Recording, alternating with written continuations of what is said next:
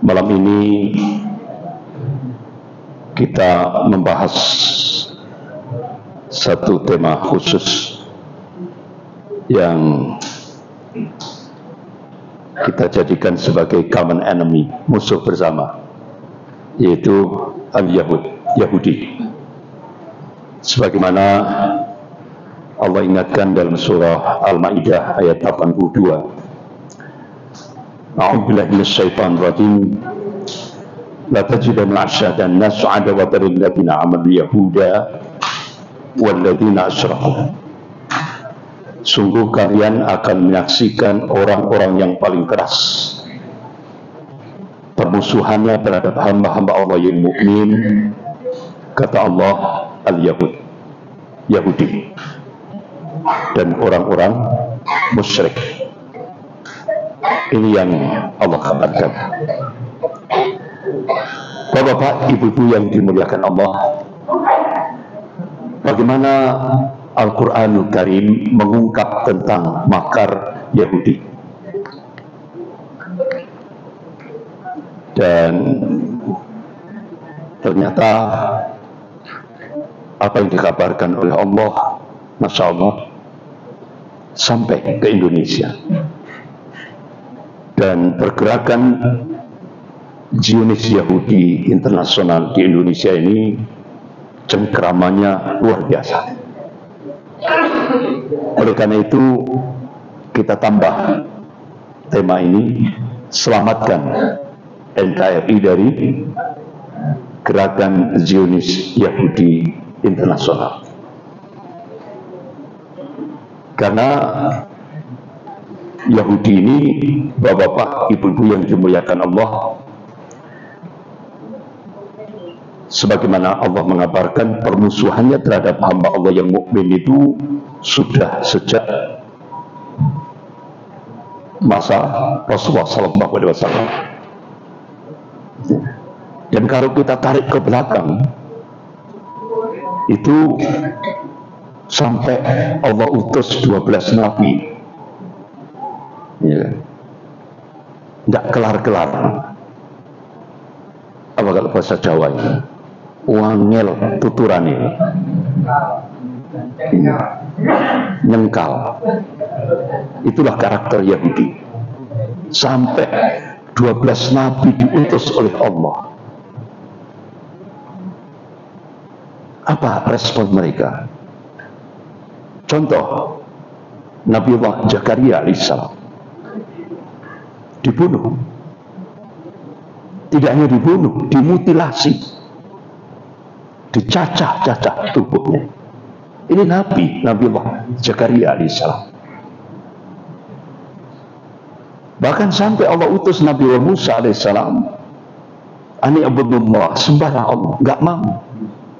Yang disembah sapi betina. Diabadikan dalam Al-Quran Al-Baqarah. Diutus lagi oleh Allah Nabi Isa alaihissalam, mau dibunuh juga, tapi Allah selamatkan. Nabi Isa alaihissalam dirapat, diangkat oleh Allah, diselamatkan oleh Allah. Sehingga yang disalib itu menurut Allah dalam Al-Quranul Karim bukan Isa, tapi muridnya yang diserupakan Isa alaihissalam, Yudas Zakaria. Nah, ya. Jadi Nabi Isa alaihissalam diselamatkan oleh Allah, dan sampai hari ini Nabi Isa alaihissalam berada di langit kedua. Sebagaimana Rasulullah mengabarkan dalam kitab Sahih Muslim bab Al-Fitan wa Asratus Sa'ah, salah satu tanda-tanda Yaumil Qiyamah Kubra, salah satu tandanya Allah turunkan Nabiullah Isa alaihissalam di Menara Putih yang dulu sudah saya tayangkan, yaitu Masjid Al-Umawi sebelah timur Damaskus, Suriah. Dan alhamdulillah sejak Desember 2024, alhamdulillah Masjid Al-Umawi sudah dikuasai oleh ahli sunnah, yang awalnya dikuasai oleh Syiah Nusairiyah di bawah pemerintahan mulai dari bapaknya Hafidh Asad sampai putranya Bashar Asad. Alhamdulillah sudah dibebaskan, sudah kembali dikuasai oleh ahli sunnah. Karena memang Masjid Al-Umawi ini merupakan tempat tanda-tanda Yaumul Qiyamah Kubra, tanda-tanda kiamat besar. Allah akan turunkan Nabi Isa alaihissalam sebelum subuh. Akhirnya beliau diminta untuk menjadi imam sholat subuh berjamaah di Masjid Al-Umawi. Tapi Nabi Isa alaihissalam menyerahkan kepada Khalifatullah Al-Mahdi, Imam Mahdi. Itu yang dikabarkan oleh Rasulullah SAW. Bapak, ibu-ibu yang dimuliakan Allah. Nah, sebelum kita mengungkap tentang bagaimana makna Yahudi di dalam Al-Quran ini simbol organisasi Yahudi yang paling tua di muka bumi. Ini simbolnya, Free Masonry. Ya, free bebas. Mason itu pembangun yang bebas. Tapi kalau bahasa Yahudi itu yaitu bahasa kebalikan, ya, pembangun yang bebas. Hakikatnya perusak yang bebas. Jadi kalau Mr. Mulyono sen kanan, hakikatnya sen kiri. Jadi seperti itu. Bapak-bapak, ibu-ibu yang dimuliakan Allah, kenapa simbolnya mata satu? Dajjal. Ini Rasulullah mengabarkan Al-Masih Dajjal itu nanti Allah akan munculkan dalam kitab Sahih Muslim, yaitu Asbahan. Kalau kita buka Google Map, kota Isfahan, mana itu? Iran. Jadi Dajjal itu Allah akan munculkan di kota Isfahan, Iran. Rasulullah mengabarkan dalam kitab Sahih Muslim, di belakang Dajjal itu ada 70.000 orang-orang Yahudi. Mereka memakai at-tayalisah, jubah kebanggaan. Bapak Ibu dia bisa lihat di media televisi itu, ada sultannya itu kan, ya, kalau pas dia di tembok ratapan itu kan, ya kan, nah itu mereka pakai jubah kebanggaan at-tayalisah. Nah, kira-kira kalau kita cek sekarang, bagaimana? Apakah ini tanda-tanda yang sudah mulai nampak? Sudah. Duta Besar Amerika untuk Iran nulis buku, judulnya Mission to Iran. Ternyata di kota Isfahan, Iran sekarang, jumlah komunitas Yahudi kurang lebih sudah 80.000. Berarti tanda-tanda itu sudah mulai nampak. Itu. Jadi Dajjal, simbol mata satu ini nanti benar-benar jadi Mesiah Yahudi.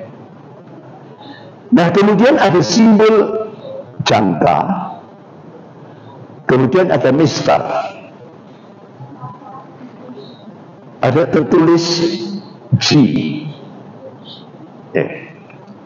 Apa maknanya?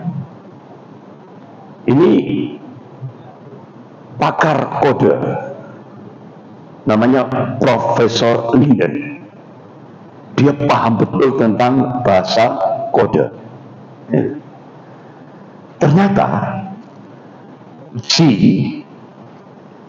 ini kalau kita punya global, bola bumi global ini, kita tancapkan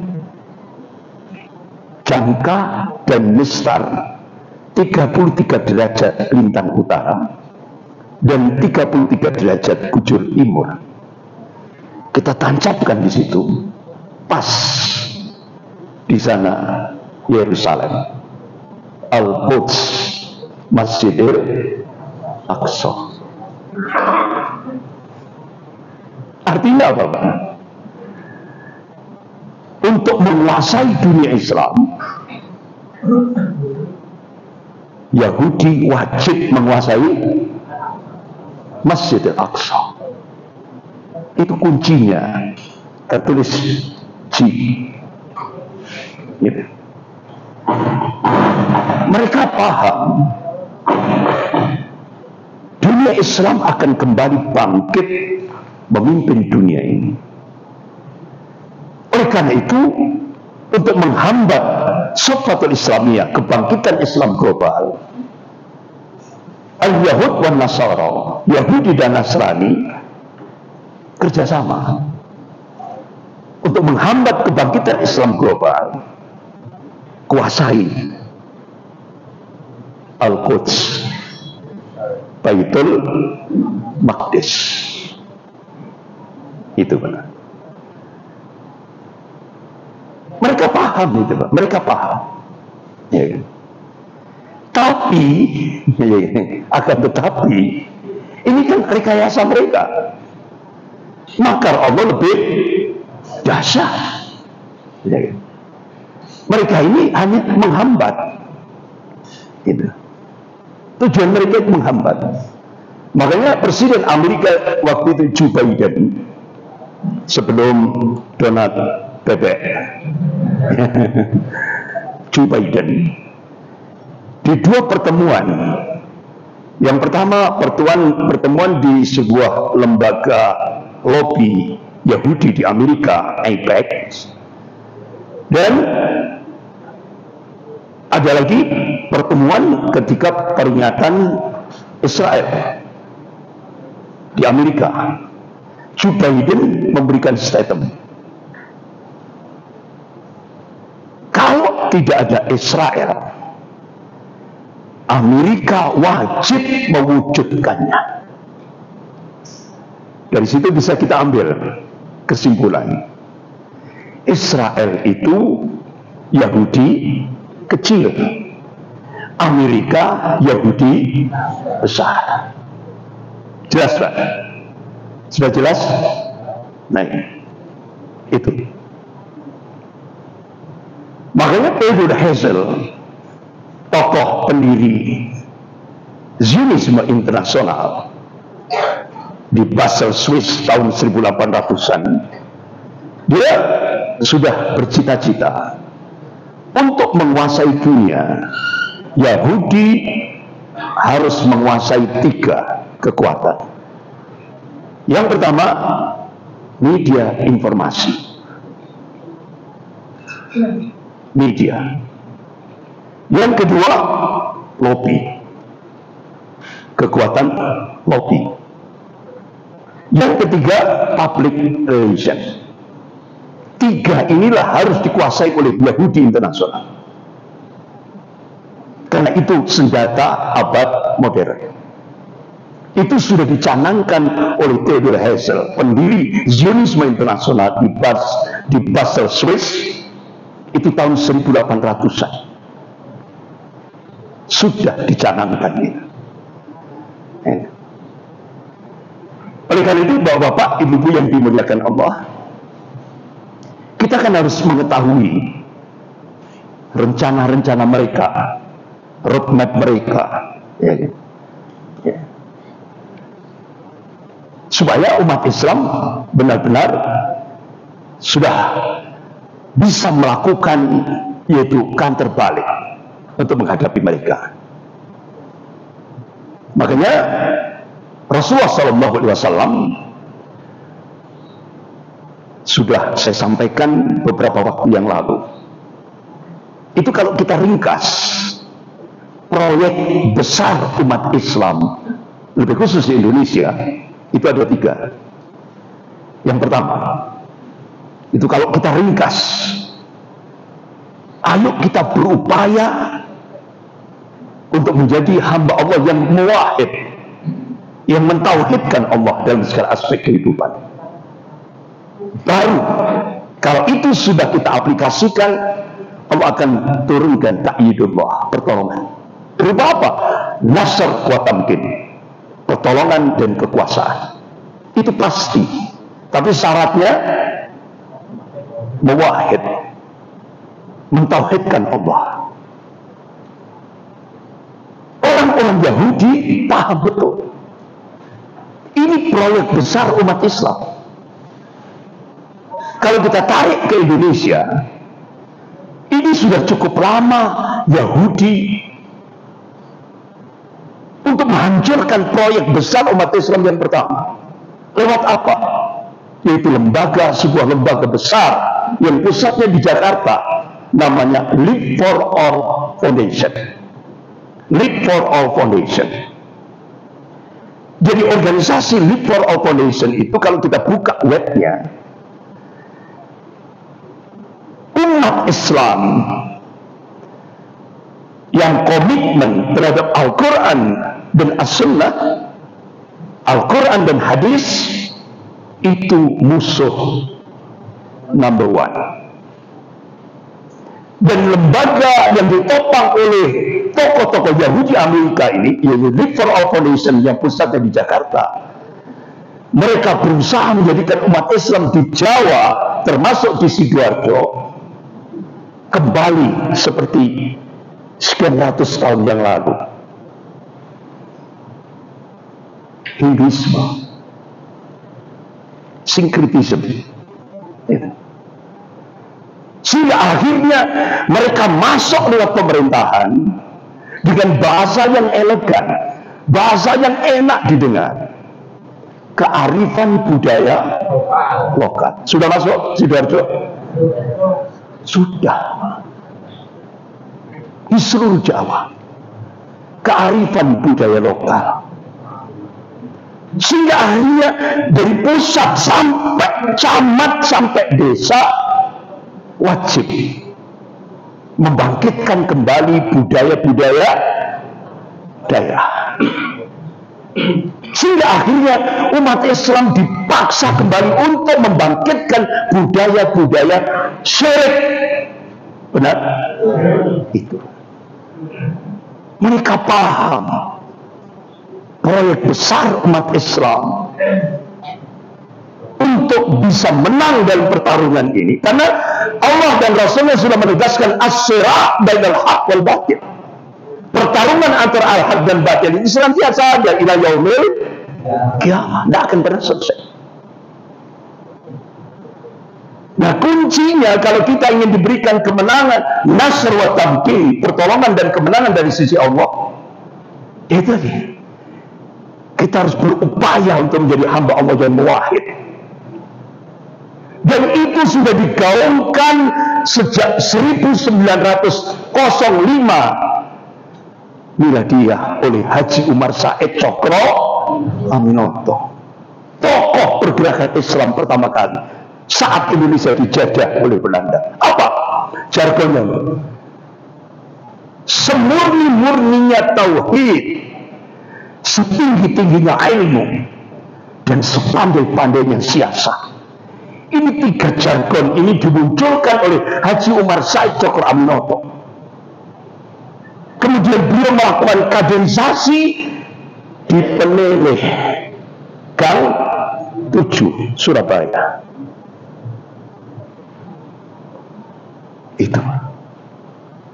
Itu sudah digaungkan oleh beliau. Nah, ini sekarang benar-benar kita dihambat oleh gerakan Zionis Yahudi.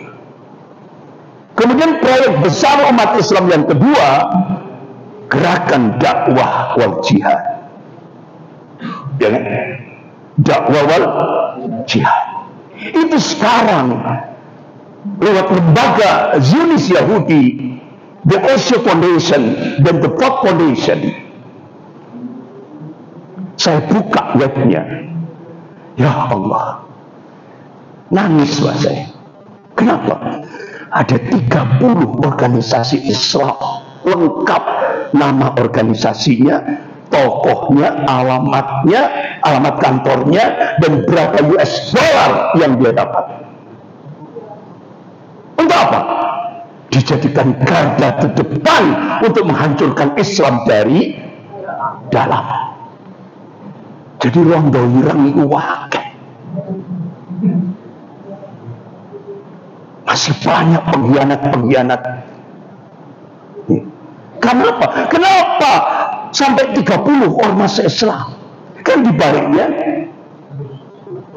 min amplopi bin fulus. Itu. Kemudian proyek besar umat Islam yang sudah pernah kita bahas, yang ketiga, pembebasan Baitul Maqdis. 3 proyek besar umat Islam ini kita dihambat oleh gerakan Harakatus Suhyun di Indonesia, gerakan Zionis Yahudi di Indonesia. Bapak-bapak, ibu-ibu yang dimuliakan Allah, kalau kita lihat dari sisi historis sejarah, Yahudi adalah sebuah kata yang dialamatkan kepada para pengikut syariat Taurat, yaitu kitab suci yang dibawa oleh Nabi Musa alaihissalam. Baik sebelum maupun setelah syariat tersebut terdistorsi atau mengalami penyimpangan, sampai akhirnya umat Yahudi sekarang menolak kitab Taurat, ditolak, sehingga akhirnya rabi-rabi Yahudi bikin kitab sendiri, namanya kitab Talmud, kitab hitam, yang sering diterjemahkan dalam bahasa Inggris The Protocol of Zion. Itu Talmud, kitab Talmud, kitab hitam.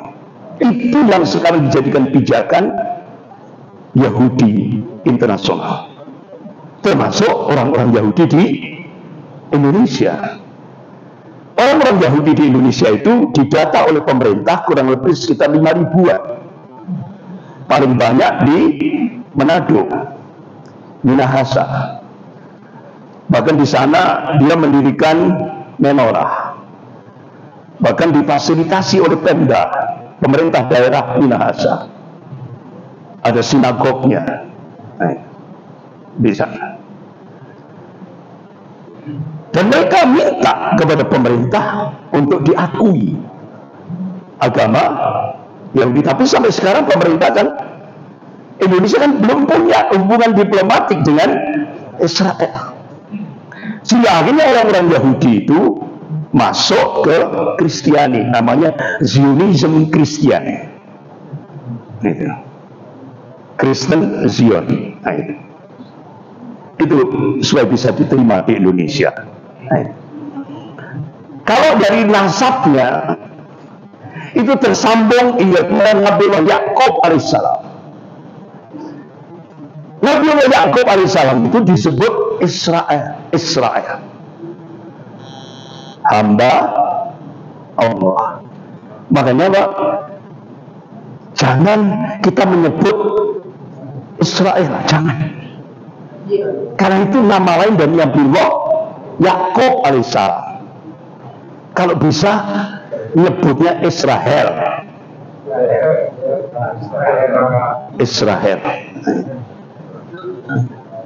Jangan Israel. Kalau Israel itu nama lain dari Nabi Yakub alaihissalam. Jangan sampai kita salah menyebut.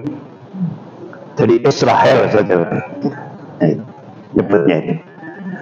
Karena Nabi Yakub alaihissalam sampai bin Ishak sampai bin Ibrahim alaihissalam. Karena Nabi Ibrahim alaihissalam itu punya 2 istri. Istri yang pertama Sarah. Kecuali di Indonesia ditambah Siti Sarah. Ya. Ya kan? Kemudian bapak-bapak ibu yang dimuliakan Allah, itu kan Nabi Ibrahim alaihissalam itu kan beliau kelahiran di Irak, kemudian hijrah ke Palestina, nikah dengan Sarah. Jadi Sarah itu wanita yang paling cantik di muka bumi. Itu Sarah. Wanita yang paling cantik di muka bumi. Itu Sarah. Kalau laki-laki yang paling tampan di muka bumi ini adalah Nabiullah Yusuf alaihissalam. Kalau wanita yang paling cantik di muka bumi ini Sarah. Itu istrinya Nabiullah Ibrahim alaihissalam. Tapi sayangnya belum punya anak. Akhirnya sampai di Mesir, Nabiullah Ibrahim alaihissalam bersama istrinya Sarah. Tidak tahunya Raja Mesir itu kepincut. Apa kepincut gitu? Tertarik kepada istrinya Nabiullah Ibrahim alaihissalam. Tapi yang Raja Mesir itu ya rodok mikir, iki sing tak adep iki enggak sembarangan orang. Ini Nabiullah Ibrahim alaihissalam, Abdul Anbiya, bapaknya para nabi, Khalilullah, kekasih Allah. Itu bapak-bapak itu yang dimuliakan. Akhirnya sampai di Palestina, nggak usah panjang-panjang. Ya, saya singkat aja ceritanya. Akhirnya salah. Ya, kalau bahasa kita, Abi kepingin punya anak.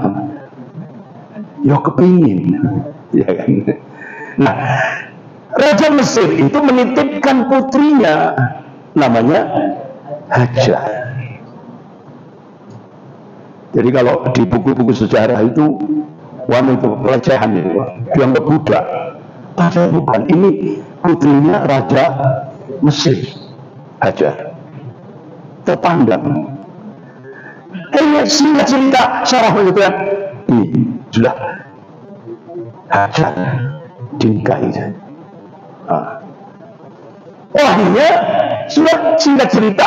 Jadi singkat cerita lagi, nggak usah panjang-panjang, gitu ya. Ya, akhirnya Hajar punya anak Ismail. Ya kalau bahasa kita di perumahan ini, wah akhirnya tetangganya ramai. Wah, Hajar punya anak Ismail. Sehingga akhirnya Sarah apa bahasanya cemburu, wajar cemburu. Tapi dia pakai filosofi Jawa. Ya ini kan bahasa saya. Pakai filosofi Jawa. Hanya supaya dua anak yang gendong Ismail. Ismail digendong supaya dua anak bisa. ini dari saya. Jadi pola saya. Alhamdulillah Allah beri akhirnya lahirlah Ishak. Dari Ishak, Nabiullah Ishak alaihissalam sampai ke Musa, sampai puncaknya Isa alaihissalam. Kalau Ismail alaihissalam sampai ke Rasulullah sallallahu alaihi wasallam. Hanya Ibrahim itu Abdul Anbiya, bapaknya para nabi.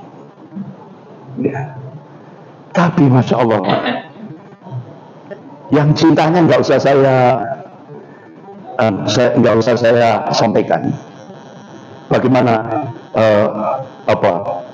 kecintaan Nabiullah Ibrahim alaihissalam kepada Sarah, kepada Hajar, ya kan? Nggak usah saya ceritakan, karena ini sudah dewasa semuanya, sudah kakek-kakek, bapak-bapak, jadi nggak perlu diceritakan. Nanti khawatir nanti kepilih balik 20 tahun lagi. Langsung saja singkat cerita, akhirnya masya Allah, itulah Nabiullah Ibrahim alaihissalam diberi isyarat oleh Allah lewat mimpi. Ya. Diberi isyarat karena kecemburuan ini tadi, cemburuan, Pak. Sarah kan cemburuan. Akhirnya Nabi Ibrahim alaihissalam mengajak Hajar bersama Ismail ke Bakkah, Mekah Al-Mukarramah, tanah yang tandus, gersang, tidak ada air, tidak ada tumbuhan, tidak ada orang lagi. Sampai akhirnya Nabi Ibrahim alaihissalam diperintah oleh Allah untuk balik ke Palestina. Sudah sami'na wa ta'na. Sampai akhirnya Pak Hajar itu kok mentolomen Mas, ditinggal di tempat gersang, tidak ada air, tidak ada tumbuhan, tidak ada orang, ya kan? Tapi Nabi Ibrahim sahabat asa ini akan Allah. Akhirnya karena perintah Allah, Nabi Ibrahim alaihissalam meninggalkan Mekah. Beliau berjalan, ya kadang noleh, ya gak mentolo Pak. Padahal ini suami yang the best, gak mentolo, tapi satu sisi diperintah oleh Allah, sudah berangkat. Akhirnya berteriak Hajar, wahai suamiku, apakah ini perintah? Apakah kau berjalan di atas perintah Allah? Sampai akhirnya angin berhenti. Angin berhenti, bahasa apa itu? Bahasa puisi. Angin berhenti, semua terdiam mendengar suara jeritan Hajar. Kok tegomen kalau bahasa saya. Akhirnya singkat cerita, nah istriku, aku diperintah oleh Allah Subhanahu wa Ta'ala. Ya sudah, berangkatlah suamiku, aku ridho. Masya Allah. Itu seperti ibu-ibu yang ada di perumahan. Nah ini, aku ridho wahai suamiku, ya kan? Sebaliknya aku ridho juga terhadap istriku. Nah, gitu. Nah, tapi kalau sudah suaminya ridho, Masya Allah, istri itu kalau suaminya ridho, kemudian saat itu meninggal, itu kata Rasulullah, istrinya dibukakan pintu jannah selebar-lebarnya, karena ridho suaminya. Makanya kewajiban istri itu tiap hari, ridho ya. Kan itu istri yang the best itu ketika mendapatkan ridho dari suaminya. Akhirnya bapak-bapak, ibu yang dimuliakan, oh berangkat. Berapa tahun Hajar ditinggal? 13 tahun. Masya Allah. Itu kalau 13 tahun itu kira-kira ibu-ibu sini wis khuluk ya. Mengajukan khuluk, gugat cerai. 13 tahun. Tanpa SMS, tanpa WA, tanpa kabar. 13 tahun. Datang lagi Nabi Ibrahim alaihissalam. Ya. Singkat cerita, tidak ada terus saya ini akhirnya nesu itu, tidak ada, karena ridho. Sehingga akhirnya, wahai Ismail, itu abahmu. Ya senang Ismail, Masya Allah. Kedatangan abahnya kembali. Di tengah sukacita seperti ini, Allah berikan mimpi sebagai isyarat. Wahai Ibrahim, sembelihlah putra. 13 tahun ditinggal, habis ketemu, suasana sukacita, ya kan? Bapak Ibu bisa bayangkan, ada isyarat lewat mimpi, suruh menyembelih putra yang sangat dicintai oleh Nabi Ibrahim alaihissalam dan istrinya Hajar. Tapi Masya Allah, istrinya ridho karena diperintah Allah. Nabi Ibrahim alaihissalam sami'na wa ta'na, termasuk Ismail. Wahai abadi, ya, Ratu Ismail, wahai abadi, semoga aku menjadi hamba Allah yang sabar. menerima perintah dari Allah. Hanya itu. Dalam perjalanan gangguannya banyak itu, setannya, ya kan? Gangguannya banyak sekali setan, tetapi Bismillah terus bergerak. Bapak-bapak, ibu-ibu yang dimuliakan Allah, singkat cerita, akhirnya apa Ismail? Wahai abadi, tajamkan pisaunya. Ya Allah, Pak. Mentolong enggak kira-kira? Tajamkan pisaunya, wahai abadi. Itu. Sehingga akhirnya, Masya Allah, inilah kalau kita ambil ibrah pelajaran, kenapa keluarga Nabi Ibrahim alaihissalam, Hajar dan Ismail begitu taat kepada perintah Allah. Ternyata kuncinya menghunjamkan al-wala wal bara yang sudah sering kita bahas.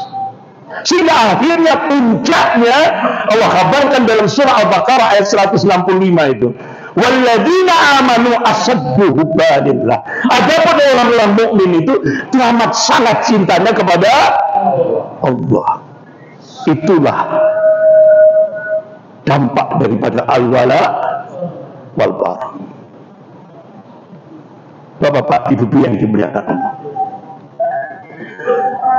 Syekh Mustafa Al-Maraghi, beliau seorang mufassir, tafsirnya namanya tafsir Al-Maraghi.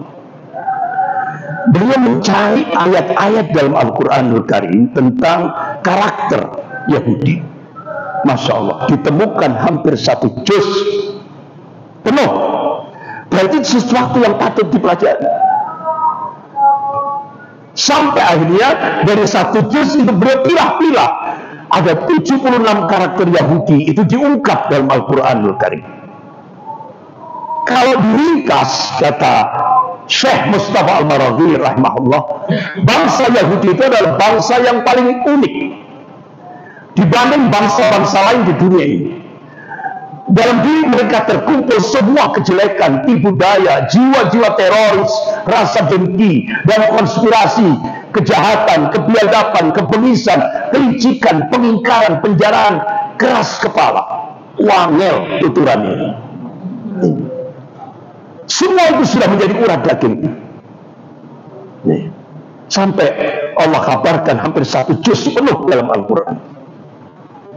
Jadi hal ini menunjukkan begitu besarnya perhatian Al-Quran untuk mengungkap tentang hakikat Yahudi. Jadi kalau diringkas, Yahudi itu, karakter Yahudi itu senantiasa melakukan fasad, kerusakan di muka bumi. Itulah karakter Yahudi. Jumlahnya sedikit, tapi dia menguasai dunia, termasuk Indonesia. Saya masih ingat apa yang disampaikan oleh Dr. Mahathir Muhammad ketika dikumpulkan seluruh dunia Islam di Kuala Lumpur.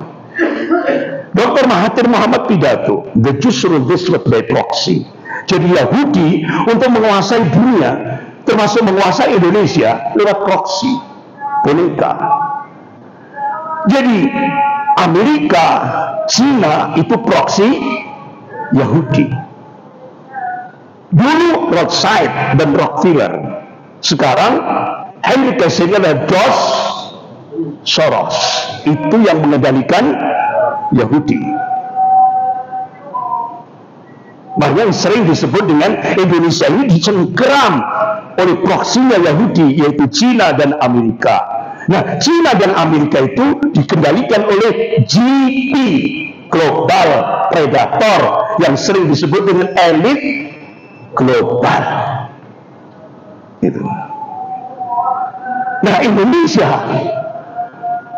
diserbu oleh Amerika dan Cina, ya kan? Tapi semua dikendalikan oleh GP, Global Predator tadi yang sering disebut elit global, dan sudah datang ke Indonesia, sudah bergerak ke Indonesia. Yang pertama dimotori oleh George Soros untuk melakukan kudeta terhadap pemerintah Presiden Prabowo Subianto. Mereka kuasai media mainstream, termasuk Tempo. Mereka gerakkan demo-demo, ya kan? Kemudian setelah itu digerakkan Bill Gates untuk melakukan gerakan depopulasi, pengurangan jumlah penduduk. Artinya rakyat Indonesia mau dibunuh secara legal lewat vaksin. Pertanyaannya, di grup-grup WA ini, loh kenapa Pak Prabowo kok menengahi, kok nerimo, ya kan? Pak Bu, Indonesia negara berkembang, masuk di bawah jeratan WHO. Tes skors adzan Isya, monggo silakan. Bapak-bapak, ibu-ibu yang dimuliakan Allah. Jadi gerakan depopulasi atau pengurangan jumlah penduduk itu menjadi program yang menjadi atensi bagi gerakan Zionis Yahudi di seluruh dunia termasuk Indonesia. Jadi diawali dengan program Codex Alimentarius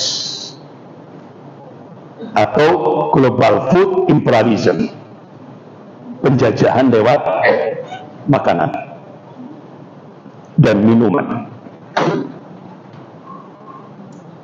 Jadi ada gerakan rahasia Syria yang dilakukan oleh Yahudi di Indonesia lewat makanan dan minuman. Ya. 3, fluoride, pemutih yang itu dimasukkan ke air kemasan, aqua. Dulu aqua milik Bob Hasan Pribumi, tapi setelah dijual ke perusahaan Danone, akhirnya dimasuki fluoride. Padahal 98% negara-negara Eropa menolak penggunaan fluoride dimasukkan ke dalam air kemasan. Tapi di Indonesia penggunaan fluoride dimasukkan ke air kemasan itu minuman number one. Aneh bin ajaib. Hasil uji lab, hasil riset dokter-dokter ahli, itu dampaknya 40 tahun ke depan, 50 tahun ke depan.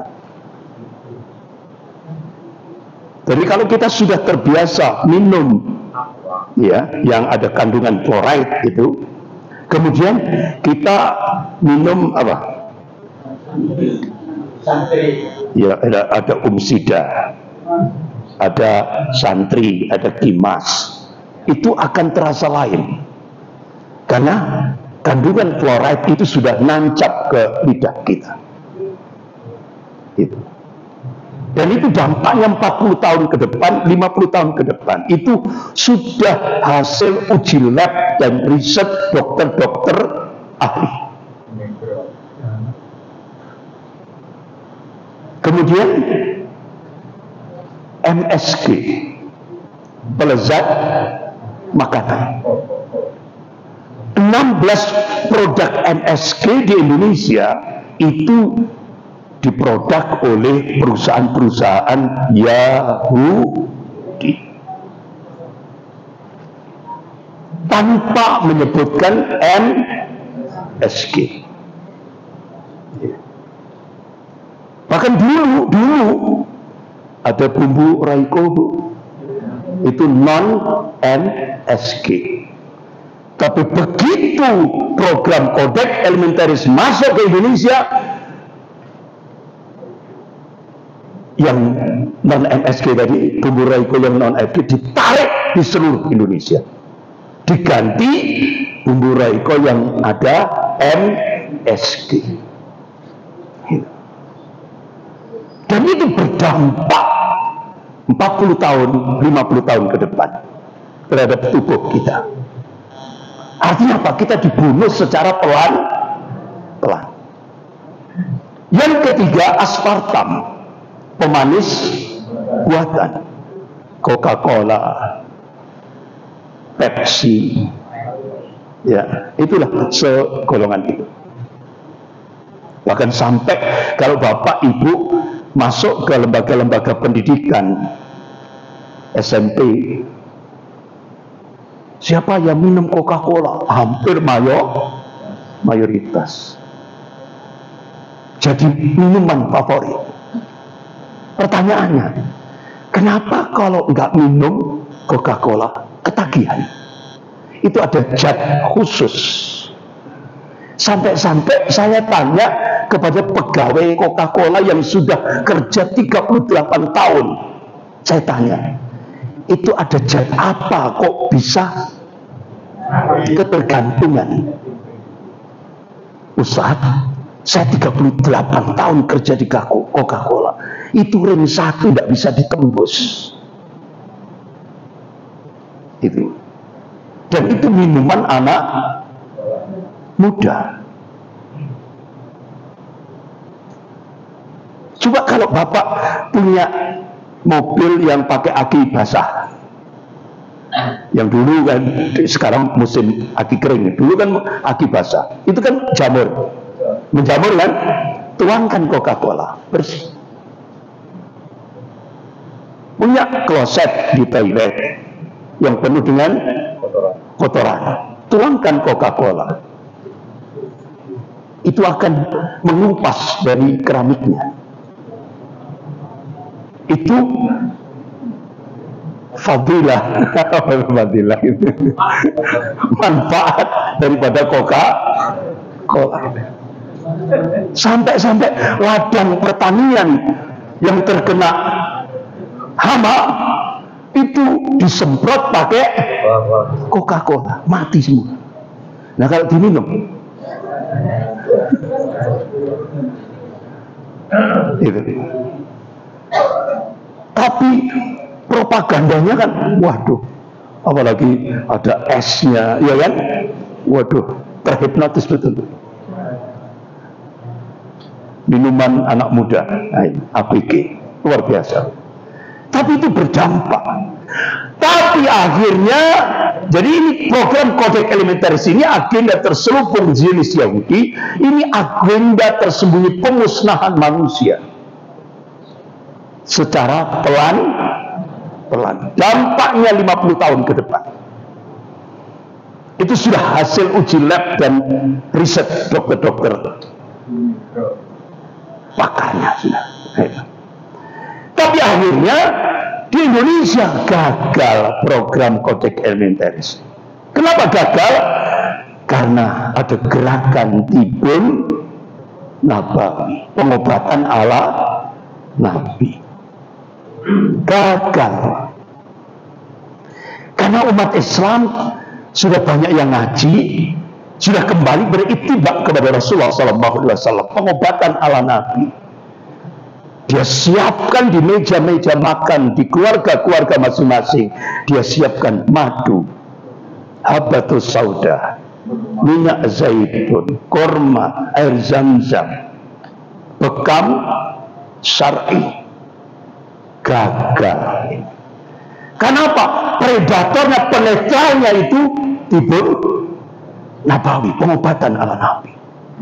Sehingga akhirnya dua tokoh Yahudi internasional konferensi pers di Brussel, Belgia.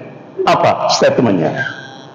Program Kodeks Elementaris di Indonesia gagal karena gerakan Tibun Nabawi. Akhirnya dua tokoh Yahudi ketika konferensi pers di Brussel, Belgia menyatakan gerakan Tibun Nabawi itu adalah gerakan teroris. Sehingga sekarang kita minum madu masuk kategori teroris. Minum habatus sauda teroris. Minum minyak zaitun teroris. Bekam teroris. Minum air zam-zam teroris. Makan kurma teroris. Saking marahnya, sehingga akhirnya Satu-satunya Menteri Kesehatan di Indonesia, Republik Indonesia, yang paling ditakuti oleh Yahudi Internasional Amerika itu adalah Profesor Dr. Siti Fadila Supari. Hanya kita undang ke Malang. Alhamdulillah, siap Ustaz. Ayo Malang. Saya bawa di 2 masjid yang besar. Malamnya di Masjid Manarul Islam Saujajar, kemudian subuhnya saya taruh di Masjid Jenderal Ahmad Yani. Nah, apa Pak? Ada jamaah yang tanya, Bu Profesor, bagaimana kalau kita sudah terlanjur vaksin? Karena Bu Profesor Dr. Siti Fadila Supari itu pakar vaksin, pakarnya vaksin. Makanya ketika terjadi flu burung, ya kan, flu burung, beliau punya agenda harian diterjemahkan dalam bahasa Inggris. Wah, ini goncang Pak, negara-negara Eropa, negara-negara Barat goncang. Sampai akhirnya petinggi-petinggi Pentagon datang ke Indonesia, minta kepada Presiden SBY untuk segera memecat Profesor Dr. Siti Fadila Supari. Karena apa? Beliau satu-satunya yang menghambat program vaksin. Akhirnya Profesor Dr. Siti Fadila Supari dijebloskan penjara tanpa prosedur hukum. Sampai akhirnya muncullah COVID-19, ya kan? Akhirnya Menkumham, yaitu Yasona Alai, itu bikin aturan yang umur 60 tahun ke atas wajib keluar dari penjara, kecuali Profesor Dr. Siti Fadila Supari. Perkecualian, biar dia mati. Astagfirullah. Alhamdulillah, Allah selamatkan. Allah yang punya, yang mematikan dan yang menghidupkan itu Allah. Akhirnya apa statement Profesor Dr. Siti Fadila Supari? Saya tidak takut terhadap Amerika. Yang saya takutkan hanyalah Allah. Itu statement Profesor Dr. Siti Fadila Supari. Makanya begitu Bill Gates datang ke Indonesia, belum berteriak, Pak Prabowo, hentikan. Artinya apa?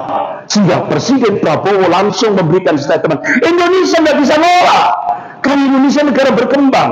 Indonesia isinya masuk di WHO, beda dengan Amerika. Amerika keluar dari WHO sehingga Amerika menolak vaksin, karena Amerika keluar dari WHO. Rusia menolak vaksin karena Rusia keluar dari WHO. Indonesia tidak bisa. Sehingga akhirnya Presiden Prabowo memberikan statement, Bill Gates datang mau melakukan uji coba kepada rakyat Indonesia. Artinya statement Presiden itu, rakyat ini mau dijadikan kelinci percobaan.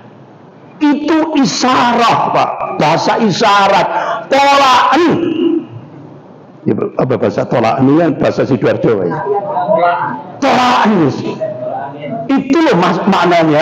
Jangan terus akhirnya miss, jangan semua Pak Prabowo kok nerimo. Ini bahasa, ini sudah lain tafsirannya.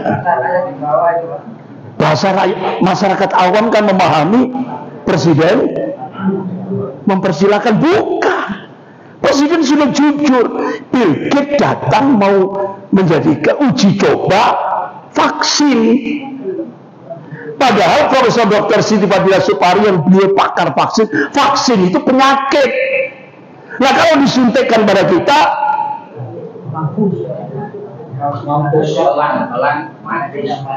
itu pembunuhan secara pelan-pelan. Termasuk suaminya Najwa Shihab. Itu dampak sekian tahun. Ya kan? vaksin. Meninggal umur 47 tahun. 47 tahun sudah meninggal. Suaminya Najwa Shihab. Itu dampak vaksin. Bukan rahasia lagi. Jepang, langsung rakyat Jepang minta kompensasi dari pemerintah. Dampaknya besar Pak di Jepang. Karena vaksin itu penyakit. Tapi kita di lewat televisi, bahkan sampai saya di TV-TV kereta, ketika kita naik kereta, ya kan? Vaksin itu, wah, tambah segar bugar, tambah awet muda, tambah the best. Propaganda. Itu. Bapak Ibu yang dimuliakan Allah. Makanya Profesor Dr. Siti Fadilah Supari ditanya, yaitu tadi jawaban beliau, kalau sudah umat Islam sudah terlanjur vaksin, solusinya cuma satu, Tibbun Nabawi, segera minum madu. Saya biasanya minum madu 2 sendok, minum habatus sauda 1/3 sendok, minyak zaitun 2 sendok. Sudah, bekam syar'i. Itu penetran, kata Profesor Dr. Siti Fadilah Supari. Predatornya, netral sudah. Makanya kenapa mereka marah? Karena Tibbun Nabawi itu, dan itu pernah dilakukan oleh Rasulullah SAW ketika pasca perang Khaybar. Ada wanita Yahudi datang memberi hadiah kambing bakar. Orang Yahudi paham Rasulullah itu yang paling disenangi di pahanya, itu dipenuhi racun. Tapi Rasulullah, Masya Allah, beliau tunjukkan kemanusiawiannya. Karena ini hadiah dari orang kafir ini. Tapi Rasulullah menunjukkan wajah yang senang, gembira karena mendapatkan hadiah. Padahal ini orang kafir, diterima dengan senang. Akhirnya dicicipi. Begitu Rasulullah mau mencicipi daging itu sudah memberi info kepada Rasulullah. Itu sudah dipenuhi racun. Itulah mukjizat yang diberikan oleh Allah kepada Rasulullah SAW. Tapi Rasulullah masih menunjukkan kemanusiawiannya. Beliau cicipi sedikit. Sementara sahabat yang sebelahnya makan, langsung meninggal saat itu juga. Akhirnya wanita Yahudi ini dipanggil. Kenapa? Kamu ngasih racun? Karena saya kepingin tahu engkau nabi apa bukan. Coba kan delodok, nggak punya adab kan? Karena aku kepingin tahu engkau nabi apa bukan. Akhirnya Rasulullah mengatakan, wahai wanita Yahudi, daging itu memberi info kepada saya. Itulah mukjizat yang diberikan oleh Allah. Tapi saya ingin memberikan rasa terima kasih kepadamu, walaupun tetap saya anukan. Pertanyaannya, dalam kitab Sahih Bukhari, apa yang dilakukan oleh Rasulullah bertahan sampai 3 tahun? Padahal racun itu sudah nyebar. Sampai-sampai di hadapan Aisyah radhiyallahu anha, dalam kitab Sahih Bukhari, Rasulullah menyampaikan, wahai istriku Aisyah, urat nadiku sakit sekali karena pengaruh racun. Sampai Rasulullah minta air untuk wudhu. Begitu Rasulullah mau sholat, pingsan. Dalam beberapa riwayat hadis, Rasulullah pingsan sampai 3 kali. Akhirnya Yaumul Isnin 12 Rabiul Awal, di penghujung waktu duha, Rasulullah meletakkan kepala beliau di atas dada istrinya Aisyah radhiyallahu anha. Ternyata saat itu beliau menghadapi sakaratul maut. Yang menjadi pertanyaan kita, apa yang dilakukan oleh Rasulullah selama 3 tahun? Kok bertahan? Ternyata timbun nabawi, minum madu, habatus sauda. Karena habatus sauda itu obat segala macam penyakit kecuali mati. Tapi jangan banyak-banyak, kalau banyak kena lambung, asam lambung nanti kalau nggak kuat ya kan. Makanya sedikit aja, sepertiga minyak zaitun. Nah itu. Nah, bapak-bapak, ibu-ibu yang dimuliakan, balik lagi. Jadi ternyata program depopulasi, pengurangan jumlah penduduk dunia itu adalah hak nyata. Dan itu dimotori oleh Henry Kissinger. Sejak ini Menlu Amerika, Menteri Luar Negeri Amerika, tokoh Yahudi militan, penerusnya Lord Said dan Rockefeller, penerusnya Henry Kissinger. Jadi sejak 1974 telah mencanangkan penggunaan makanan dan minuman sebagai senjata pemusnah massa. Itu. Ini program pengurangan jumlah penduduk, depopulasi. Nah, sekarang Bapak Ibu yang dimuliakan Allah, program depopulasi ternyata sekarang tidak hanya program Codex Alimentarius, ternyata lewat program KB. Mereka ingin jumlah umat Islam semakin sedikit, sehingga akhirnya orang-orang Yahudi minta kepada pemerintah Indonesia memunculkan jargon 2 anak cukup, sehingga akhirnya banyak umat Islam itibak, bukan itibak kepada Rasul, tapi itibak kepada Yahudi. 2 anak cukup. Kalau Rasulullah banyak anak, banyak rezeki. Kalau Yahudi 2 anak cukup. Untuk mempercepat balik modal,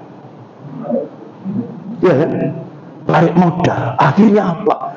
Anaknya sudah nikah semuanya, balik modal, balik berdua, sepi. Ya. Padahal banyak anak, banyak yang mendoakan, ya? Masya Allah, investasi akhirat. Tapi itulah strategi. Tapi vaksin LGBT sudah masuk ke Indonesia? Sudah. Lesbi, gay, bisex, dan transgender. Kemudian dimasukkan virus AIDS, antraks, flu burung, SARS, MERS, corona, COVID-19. Nah, sekarang akan dimasukkan vaksin TBC. Sehingga akhirnya sampelnya di Jakarta. Bagaimana caranya? Lewat pesawat. Menyebarkan virus. Habis itu Departemen Kesehatan, wah ini di kawasan ini sudah sekian ratus terkena TBC, wajib divaksin. Astagfirullah. Mudah-mudahan pesawatnya jangan sampai mampir ke Sidoarjo. Mudah-mudahan nek lewat ndang teblok. Amin ya robbal alamin. Makanya ayo bentengi keluarga, siapkan di meja-meja makan kita madu, habatus sauda, minyak zaitun, kurma, air zam-zam, itu siapkan. Jadikan budaya untuk menghadapi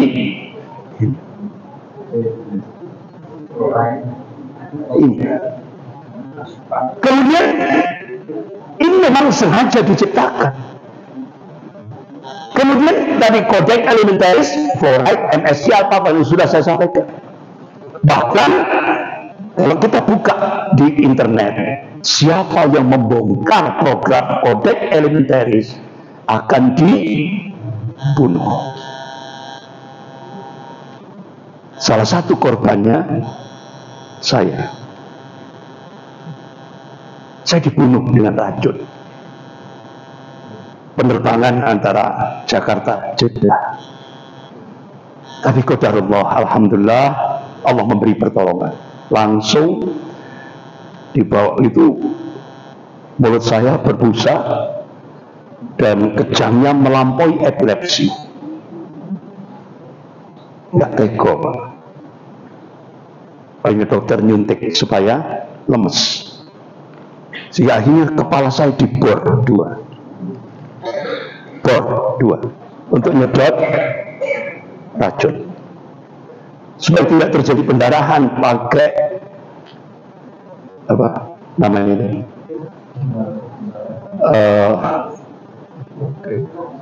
jadi pakai kaiping tapi dimasukkan lewat hidung sehingga di otak saya sampai sekarang ini ada klip untuk supaya mencegah pendarahan sebesar mata ikan, tapi sudah jadi daging. Itu recovery-nya 6 bulan, langsung ditangani 9 dokter spesialis. 6 bulan recovery. Mata saya juling, memori saya berapa lembar hilang karena restart. Alhamdulillah Allah berikan hidup. Sampai akhirnya dokter spesialis, Dr. Farhad Balafir, dokter spesialis bedah saraf otak di Malang, itu memberikan, datang ke rumah, berkas-berkas yang dari rumah sakit King Fahd Jeddah, itu dibuka sama beliau, Ustaz diracun. Dibuka berkasnya. Ustaz, itu kalau Ustaz dioperasi di Indonesia, opsi pertama, pasca operasi, koma berkepanjangan. Opsi yang kedua, pasca operasi gila. Opsi ketiga, mati. Alhamdulillah antum dioperasi di Jeddah karena alatnya itu ada di Jeddah, di rumah sakit kerajaan Saudi, dan di rumah sakit Elizabeth. Mana itu? Singapura. Itu biayanya ratusan juta, tapi alhamdulillah semuanya ditanggung pemerintah Saudi gratis. Bahkan saya pasca operasi diterbangkan ke Brunei Darussalam untuk istirahat di sebuah hotel, kemudian baru diterbangkan lagi ke Juanda. Nyampe di Juanda sudah disiapkan mobil ambulan, saya tidak boleh pulang ke rumah, langsung karantina di ruangan ICU selama 4 hari. Alhamdulillah Allah berikan kehidupan. Dan ini dampak karena saya sudah sering diwanti-wanti oleh dokter-dokter itu. Ustaz, hati-hati kalau Ustaz membongkar program kodek elementaris, sudah akan ditarget gitu oleh intelijen Mossad. Bahkan intelijen Polresta Malang sudah ngasih kabar lewat teman saya, sampaikan ke Ustadz Andi, sudah dipantau oleh intelijen asing Mossad. Jenderal Riyamizat Riyakudu, intelijen Mossad CIA di Indonesia itu tahun 2000 itu 60.000. Nah sekarang 2025, bukan terus akhirnya intelijen Mossad itu terus orang bule, orang seperti yang bukan Londo Ireng, orang Indonesia tapi direkrut dari seperti itu. Tahun 2000 saja 60.000 intel, apalagi 2025.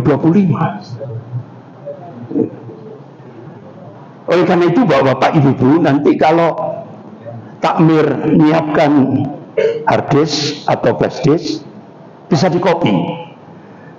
Saya bikin DVD waktu itu durasi 1 jam 15 menit membongkar tentang kodek Fragmentaris.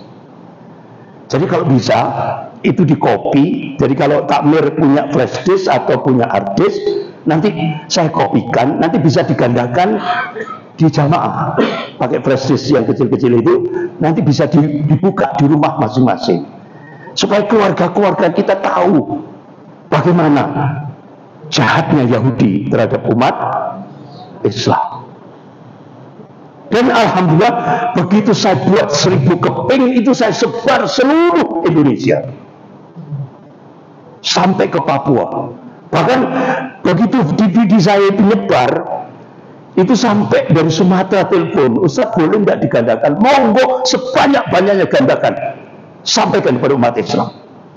Dari Kalimantan, Balikpapan, Banjarmasin, bahkan dari Sulawesi, bahkan dari Bali, itu 32 kota se-Jawa Timur itu pernah bedah DVD. Saya menyampaikan itu, tapi akhirnya saya di target minta membongkar kodek rinci sekali, Pak. Jadi Bapak kalau kepingin ini kan yang saya sampaikan globalnya. Kalau kepingin rinciannya itu durasi 1 jam 15 menit. Nanti bisa di-copy dan bisa jadi kas masjid kan, itu disampaikan di jamaah. Bapak Ibu yang dimuliakan Allah. Jadi ini program depopulasi.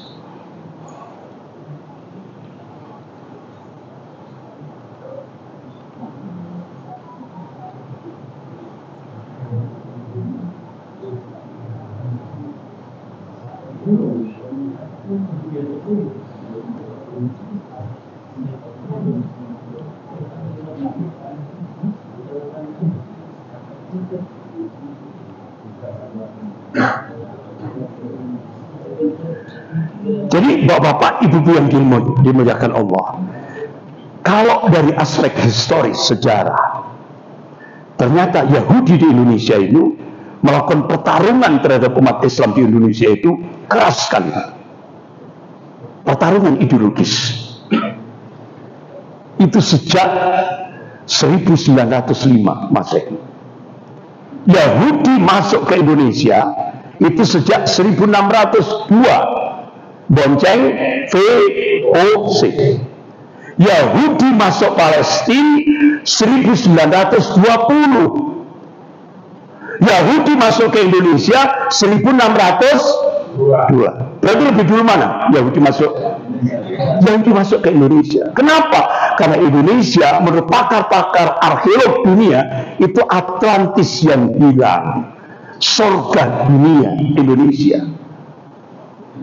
Makanya kenapa sumber daya alam seluruh Indonesia itu sudah dikuasai Yahudi, baik Yahudi Amerika maupun Yahudi Cina.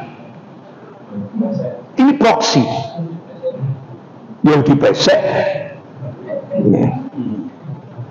Ini jadi seperti itu. Sampai kota kecil Bojonegoro, ada yang dari Bojonegoro. Di sana ada blok cepu. Itu siapa yang menguasai?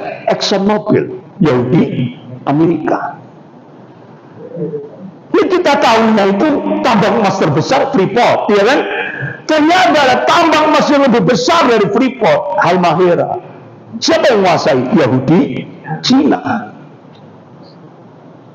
Tambang emas di Freeport Yahudi Amerika, yang di Halmahera yang lebih besar dari Freeport Cina. Semua sumber daya alam. Gitu. Jadi Yahudi ini jumlahnya sedikit tapi menguasai. Jumlahnya di Indonesia cuma 5.000 orang. Tapi Yahudi, 5.000 orang Yahudi di Indonesia tidak pernah masuk koran, tidak pernah masuk media elektronik, apalagi WA. Semuanya bergerak lewat bawah tanah. Itu Yahudi. Jadi yang di permukaan ini pejabat-pejabat kita itu proksi, boneka yang mengendalikan Yahudi. Itu bukan rahasia lagi. Bapak Ibu yang dimuliakan Allah, ini Yahudi itu sejak tahun 1905. Begitu Haji Umar Said Cokro Aminoto bersama Haji Zaman Hudi, Kiai Haji Agus Salim mendirikan Serikat Islam. Itu kan 1905 Masehi. Itu sudah digencet oleh dua kekuatan Yahudi. Satu lewat cara soft dan satu lewat cara hard, fisik. Lewat fisik, satu lewat fikroh, pemikiran. Yang lewat pemikiran dimotori oleh Nathan Blavatsky, ini orang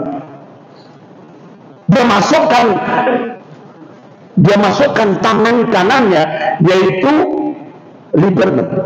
Apa Lieberman? Siapa namanya? Ya, Lieberman. Ini orangnya. Dari Lieberman lahirlah Budi Utomo. Jadi Budi Utomo itu kepanjangan Yahudi. Lahirlah Budi Utomo. Sehingga gerakan nativisasi, peminggiran Islam benar-benar terstruktur, sistematis dan masif sekali. Itu pada masa era Budi Utomo. Sampai akhirnya Budi Utomo lewat buletinnya Panji Hisworo tanggal 18 Januari 1916. Ada yang sudah lahir 18 atau 16 itu di buletin Panji Hisworo, buletinnya Budi Utomo, ditulis Nabi Muhammad SAW itu pezina dan pemabuk.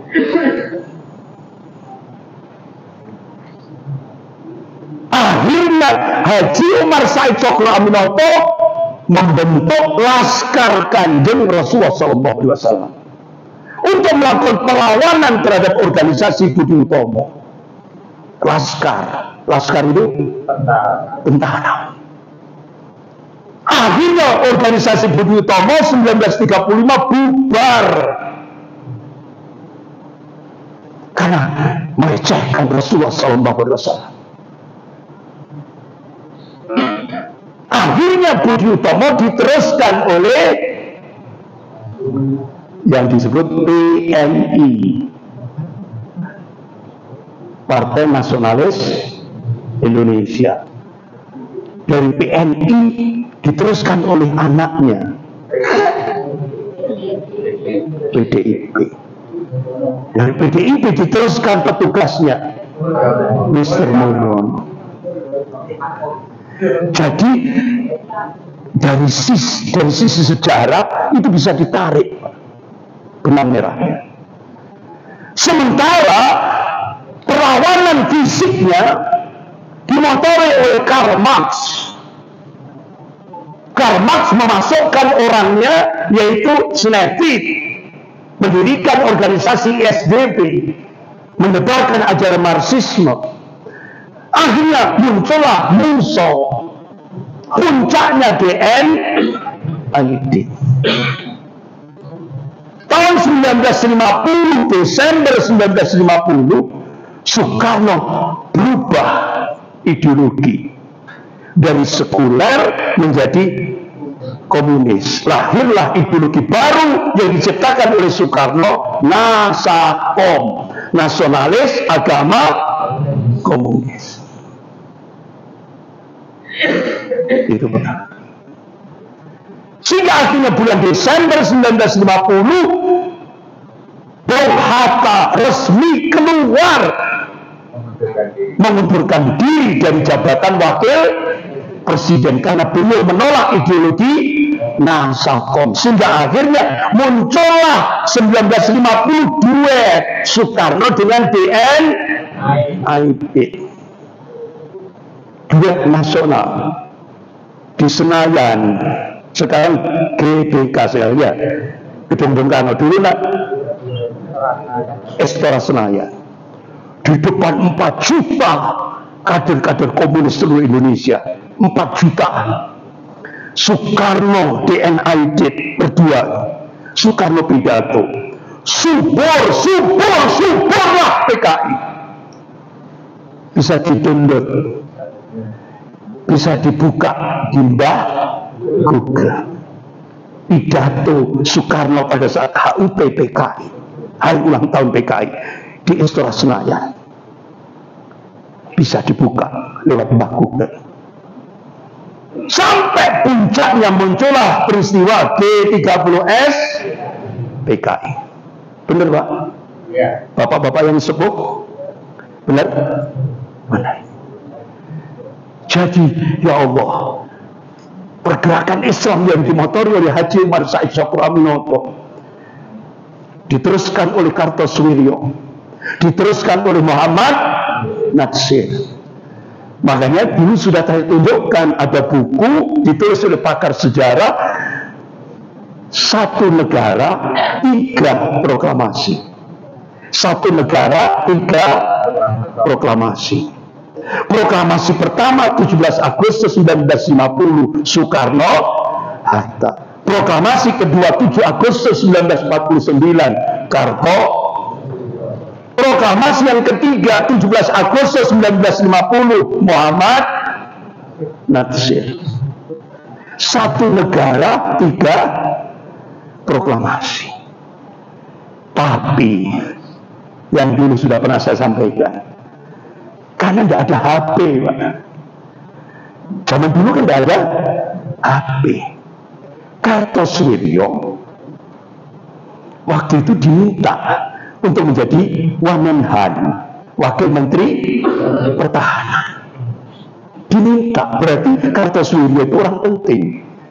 Tapi akhirnya Panglima Besar Jenderal Sudirman minta kepada Kartosuwiryo saat pasca perjanjian Renville, pasukan Siliwangi wajib ditarik dari Jawa Barat menuju Jogja. Wilayah Indonesia tinggal Jogja.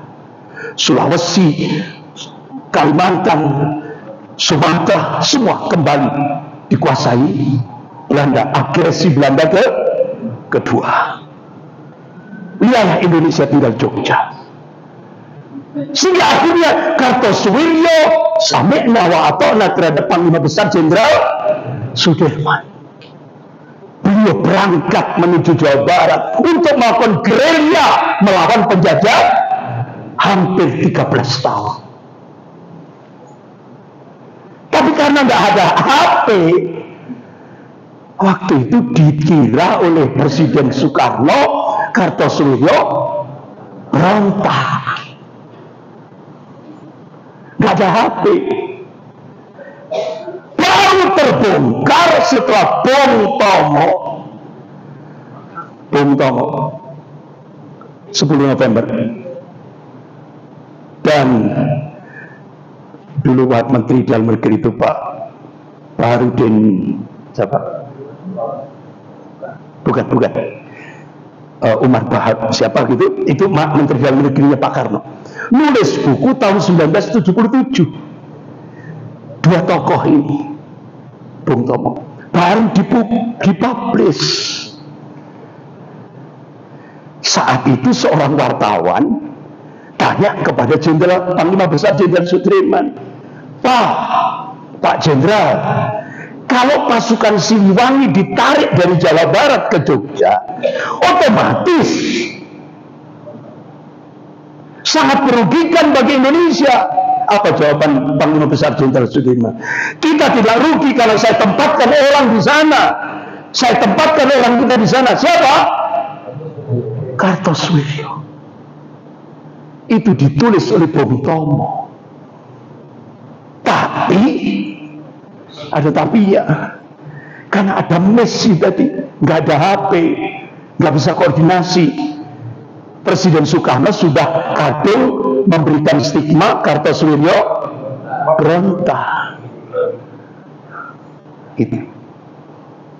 Sampai akhirnya setelah 50 tahun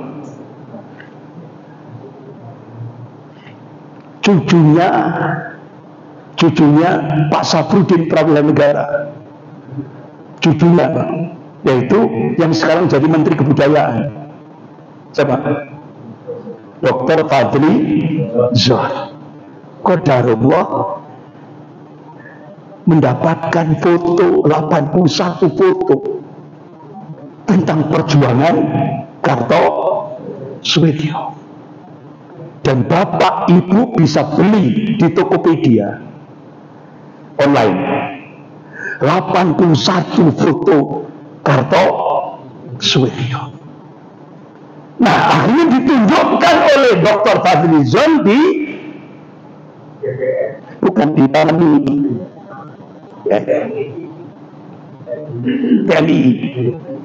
ditunjukkan. Qadarullah pada saat itu ada pakar sejarah dari Universitas Indonesia, yaitu Profesor Anhar Gonggong. Ya Allah, kata Profesor Anhar Gonggong, ya Allah, saya salah. Begitu melihat 81 foto yang dulu sudah saya tunjukkan bukunya, itu bisa dibeli di Tokopedia. Jadi Profesor Anhar Gonggong itu nulis buku, sudah kadung nulis buku Kartosoewirjo dari patriot menjadi pemberontak. Ternyata ditulis oleh Profesor Anhar Gonggong, satu-satunya ulama di Indonesia yang mensyarah kitab Al-Ahkam Sultaniyah yang ditulis oleh Al-Imam Mawardi rahimahullah, yang jadi rujukan seluruh dunia Islam termasuk Indonesia, adalah Kartosoewirjo. Berarti beliau seorang yang alim. Beliau adalah muridnya Haji Umar Said Cokro Aminoto. Akhirnya Profesor Anhar Gonggong, begitu saya melihat 81 foto Kartosoewirjo, saya punya keyakinan Kartosoewirjo bukan pemberontak, kata beliau. Kartosoewirjo adalah pejuang Islam sejati. Tapi Soekarno sudah memerintahkan untuk ditangkap dan divonis hukuman mati. Padahal Soekarno, Kartosoewirjo, musuh semapun, satu kiai di Penelek Gang 7, mangan bareng, turu bareng, ngaji bareng. Ego membunuh temannya sendiri gara-gara miss, ya kan? Miss. Jangankan Kartosoewirjo, Buya Hamka, Allah meraham Buya Hamka, gara-gara Buya Hamka nolak ideologi Nasakom, langsung jebloskan ke penjara. Harta Buya Hamka sita oleh negara. Akhirnya Buya Hamka dimasukkan, jebloskan penjara, di-strong dengan tegangan tinggi. Bahkan Buya Hamka yang disita hartanya, di-strong di penjara, diseksa di penjara dengan cara yang sangat biadab.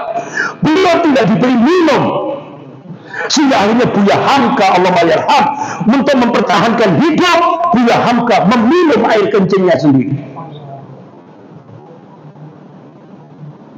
Sampai akhirnya hampir masa tahanan selesai, hampir selesai, Buya Hamka bercita-cita, kalau saya keluar, saya akan datangi Presiden Soekarno. Tujuannya apa? Saya akan memberi maaf terlebih dahulu, memberi maaf terlebih dahulu kepada Soekarno. Tidak tahunya selang beberapa saat sebelum keluar dari penjara, datang ajudan Presiden Soekarno masuk ke pintu penjaranya Buya Hamka, menyerahkan secari kertas. Akhirnya Buya Hamka baca. Buya Hamka langsung mengucapkan kalimat istirja, inna lillahi wa inna ilaihi rajiun. Ternyata Soekarno meninggal. Sudah meninggal.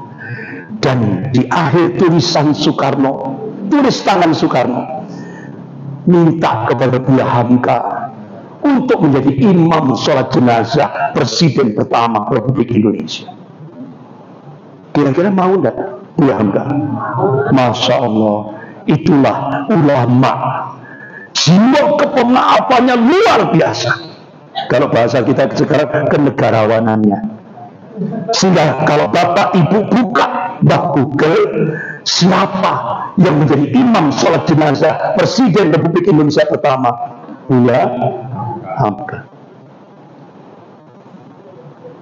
Itu jangankan Kartosuwiryo, Buya Hamka seperti itu. Semua tokoh-tokoh pejuang dijebloskan ke penjara. Muhammad Rum, Pak Yunan Nasution, Kiai Haji SZ Mutakin, Kiai Haji Isa Ansori, Allah menyerham, semua ulama-ulama yang menolak, hampir 917 ulama dijebloskan penjara gara-gara nolak ideologi Nasakh. Itu sejarah tidak bisa dihapus. Setelah bapaknya mati, diteruskan anaknya. Setelah itu diteruskan Mister Mulyono. Jadi umat Islam di Indonesia ini diuji bapaknya, diuji anaknya, diuji petugasnya. Mudah-mudahan sejarah akan berulang. Dulu pasca G30 SPKI, ABRI dan umat Islam bersatu melawan komunis. ABRI yang saya maksud RPKAD. Nah, RPKAD sekarang jadi Kopassus. Insya Allah sejarah akan berulang. Ini yang ngabarkan bukan saya, Allah. Dalam surah Al-Fatih ayat 23 Allah berfirman, "A'udzubillahi minasyaitonir rajim, sunnatullahi allati qad khalat min qabl wa lan tajida li tabdila." Jadi sunnatullah itu sudah berlaku sejak dulu kata Allah, dan kalian tidak akan pernah melihat menyaksikan perubahan akan sunnatullah. Artinya apa? Allah yang menguasai rotasi alam jagat raya ini, Allah yang meninggikan langit tanpa tiang ini mengabarkan sejarah akan berulang. Ternyata benar. Insya Allah, kalau dulu RPKAD bersama umat Islam bersatu melawan komunis, insya Allah ke depan Kopassus bersama umat Islam dan ulama bersatu kembali melawan KGB, komunis gaya yang hampir mereka secara silent bergerak selama 20 tahun dan berhasil jebol Universitas bukan Gajah Mada, Geng Mulyono. Kalau Universitas Gajah Mada punya wibawa, tapi Universitas Geng Mulyono hancur. 20 tahun bergerak yang dijadikan ikon Mister Mulyono. Sehingga akhirnya dalam waktu 10 tahun kader-kader komunis banyak yang jadi bupati, banyak yang jadi wali kota, banyak yang jadi gubernur, bahkan jadi staf menteri, kader Gerwani di Indah-Sari 2 periode, bahkan ada yang jadi kepala staf presiden, Teten Mas Duki. Luar biasa. 200 lebih kader komunis menguasai parlemen. Bahkan ketua komisi 9 DPR RI dipegang oleh tokoh Gerwani, Dr. Rika. Bikin buku, aku bangga jadi anak PKI. Bikin buku lagi, anak PKI masuk parlemen. Umat Islam tolak. Kenapa itu bisa terjadi? Hampir 10 tahun umat Islam buka politik. Kita jujur, Pak. 2014, 2019, mayoritas umat Islam termasuk Sidoarjo milih jenang abang. Jujur. Kita jujur aja, karena buta politik. Akhirnya mereka mengendalikan, mayoritas dipaksa jadi minoritas karena buta politik. Mudah-mudahan sejarah berulang. Amin ya rabbal alamin. Mudah-mudahan ke depan umat Islam menjadi tuan rumah di rumahnya sendiri. Amin ya rabbal alamin. Insyaallah Pak, kita optimis. Bahkan semua satu komando. Tapi jangan kesusu istijal. Kata Rasulullah, penyakit istijal itu penyakit yang harus dihilangkan dari tubuh umat Islam. Apa istijal ini? Kesusu. Pak Presiden, Bapak itu jadi presiden, cekelan umur yang lantungan, yang cepat aja, ya kan kepinginnya seperti itu instan. Padahal Bapak Ibu-ibu 10 tahun sebelum transisi kepemimpinan sudah mengakar, Pak. 75% anggaran devisa negara itu oleh Mr. Mulyono sudah diserahkan pada 9 naga. Dana APBN itu sudah diserahkan kepada 9, di bank-banknya 9 naga. Satelit sudah dikuasai oleh 9 naga. Jadi Presiden Prabowo ini dia apa namanya? Disandra. Makanya jangan istijal. Makanya lihat Pak Prabowo itu setahun 2 tahun yang akan datang. Jangan lihat 2 bulan, jangan 3 bulan, jangan setahun 2 tahun. Baru nanti beliau akan menunjukkan yang aslinya. Gitu. Sabar, ya, sabar. Dan jangan terus hanya, Ustaz, katanya cuma 2 tahun saja, habis itu dibunuh, ya kan? Pak, itu sudah diantisipasi oleh Kopassus. Nggak usah, karena yang mematikan dan menghidupkan itu hanyalah Allah, bukan mereka. Mereka sudah narjet 2 tahun harus mati, ya kan? Itu kan rekayasa mereka. Makanya Allah lebih dahsyat. Insya Allah sudah semua solid, Pak. Makanya nggak bisa ini umpama Pak langsung langsung ditang. Ini di kantongnya itu masih ada 11.000 triliun. Nah kalau di kantong bisa 11.000 triliun hilang, Pak. Kadang hutangnya sudah 20, hutang negara 20.000 triliun. Itu loh, Pak.